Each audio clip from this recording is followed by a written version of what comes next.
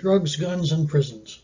Here are three ideas that could have a major effect on the way we deal with these problems. I suggest we take the profit out of crime, and then as we release more and more prisoners from the jails, we have a way to teach them job skills and revitalize our slums, and then also deal with the gun issues by licensing militias. First, let's consider taking the profit out of crime. I propose that we look at a way to fund our service and health programs and reduce the population in the prisons by at least half. And the way to do that would be to legalize, monitor, and tax recreational drugs, sex services, and gambling, the three most profitable illegal activities. I suggest we legalize non-addictive recreational drugs like caffeine, alcohol, and marijuana. Oh, that's right, we already legalized 2 of those 3. I suggest we require prescriptions for addictive drugs like cocaine and heroin, but still make them available at relatively low costs so addicts do not steal or commit crimes to pay for their habits. But their health can be monitored. If we reduce the illegality of drug possession, we would greatly reduce our prison population, which is at record highs in the civilized world. We could provide women with protection of the law so that there would be fewer abuses of women by people taking advantage of their illegal situation. We could provide positive role models where the richest person in the slum is not the person who makes money illegally by selling drugs or sex, but is the small businessman or woman. But also importantly is we stop the flow of money into other countries that are very destabilizing, actually resulting in drug wars between the government and the drug cartels. These deaths are directly attributed to money coming from the United States for illegal drugs.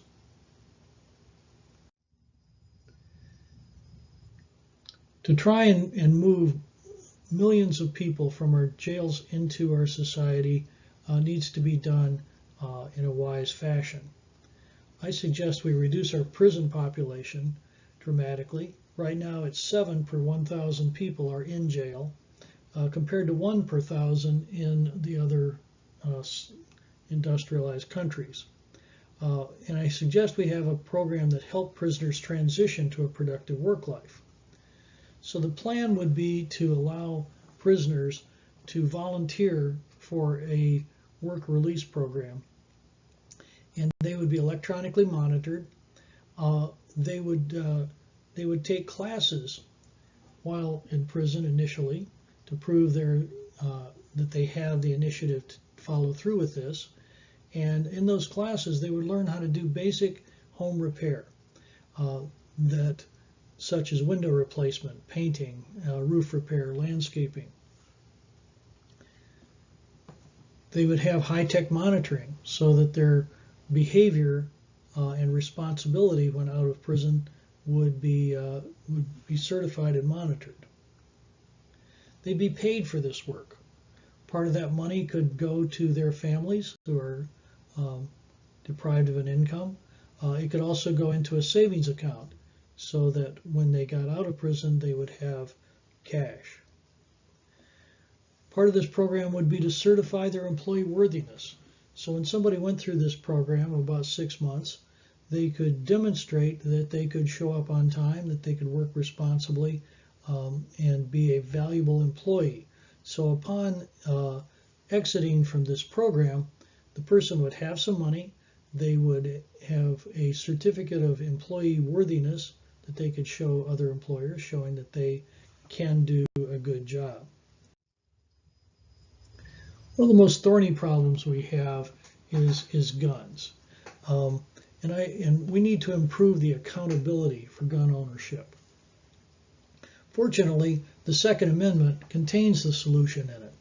Many people quote the Second Amendment, but they only talk about the last half of it. If you look at the Second Amendment, the very first statement is a well-regulated militia. So I propose that we use the Second Amendment, the full intent of it, to establish well-regulated militias. And the proposal I have is that we use a liquor license as a model. So we know that bar owners tend to obey the laws restricting alcohol sale, because if they lose their liquor license, it would be a major financial loss.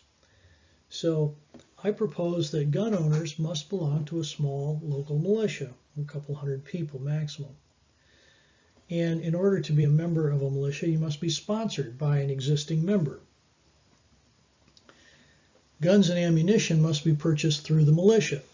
This would make it highly profitable to own a militia, just like it would to be a founder of a militia or a license holder, just like it is for a liquor license. And there'd be strict accountability of gun manufacturing and importation, so that you only manufacture guns sufficient to meet the orders from the militias. No extra uncounted for guns going out for general sale. The militia would keep an electronic database of the ballistic characteristics of each gun and who owns it. The ballistics part of the database would be searchable by police, and if one was found to have been used in a crime, they could go get a court order, and that would require the militia to release the name of the owner of that particular gun. But in general, the ownership of particular guns would be held in confidence by the militia itself. If there's criminal behavior by a militia member, the sponsor for that member and the license holder would have to appear in court and explain why this happened, why to one of their members. What due diligence did they perform to prevent one of their members? And there could be a possible loss of the militia license. The sponsoring membership might be suspended for their right to bear arms for a period of time. So there would be both a financial and a personal reason to monitor each other within the militia and the behavior of militia members. Even if somebody was depressed, for example, and might commit suicide, it would be in that sponsor's responsibility to counsel that person to perhaps give up their gun for a period of time, or to give it to the sponsor while they might be in danger themselves. For other ideas that might be great campaign ideas for 2020, you can go to my playlist on YouTube or go to pctraining.net/vision.htm.